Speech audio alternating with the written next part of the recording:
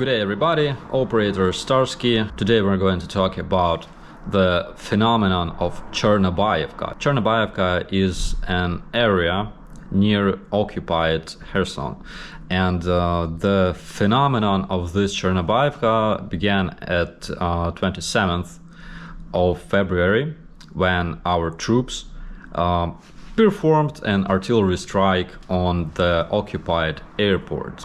The airport where Russian forces have stationed their helicopters, their vehicles, their tanks, their troops, and as a result they all died. In a couple of days they brought even more helicopters and stationed them in the very same position in Chernobyl. Well, obviously we couldn't just miss this chance, and I think that you already know the result. But then something weird happened.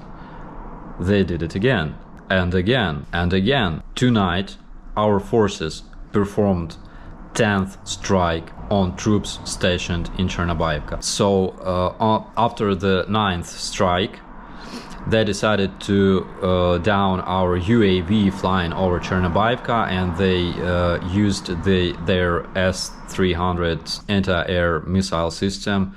So they launched the missile that flew up, turned around and went down straight into the troops and started a big fire. Yesterday it was 10th strike in Chernobyl. 10th strike, and knowing just how stupid those Russians are, I think that we should expect 11th, 12th or whatever. Do you remember this moment from Far Cry 3 when the boss says, do you know the definition of insanity? It's like doing the same thing over and over and over again, expecting things to change, expecting a different result. Next topic I'd like to discuss is Chernobyl. You can't imagine just how proud Russians are for capturing that very polluted area that was too dangerous to live at, or stay there for some extended period of time.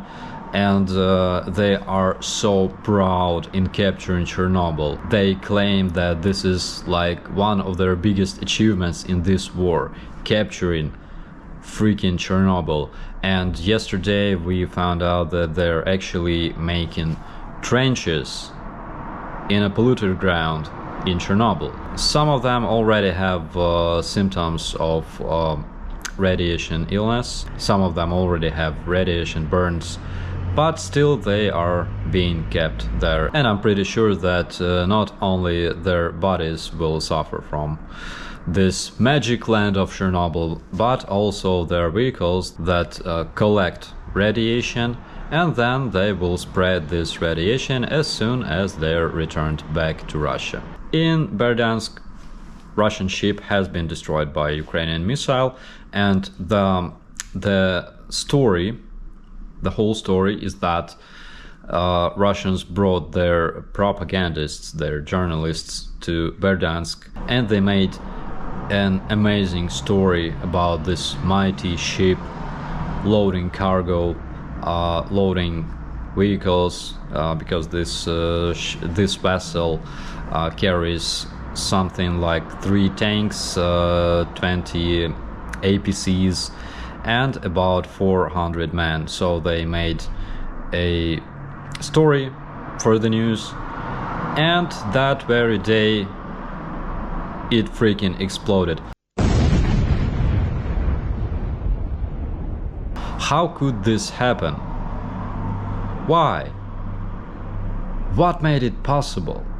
No idea, but I hope that Russian journalists will make more videos regarding the location of their troops and stuff, because this shit is really helpful.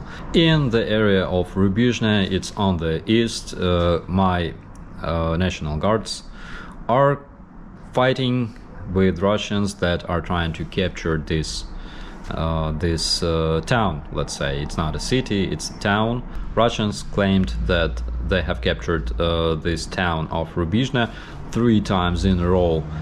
Fortunately, it's not true. The town is being controlled by Ukrainian National Guards. Thing is that in a month, mighty Russian army, second army in the world, didn't manage to take any major city. And I think this tells a lot about this army, about their planning, about their supplies, about everything. And what's more important, it tells a lot about Russian propaganda. They're trying to make any of their achievements look big. And this city of Rubizhne, as well as city of Mariupol, that is being bombed and shelled at this moment, but still it doesn't give up. Those are not big cities, those are like towns.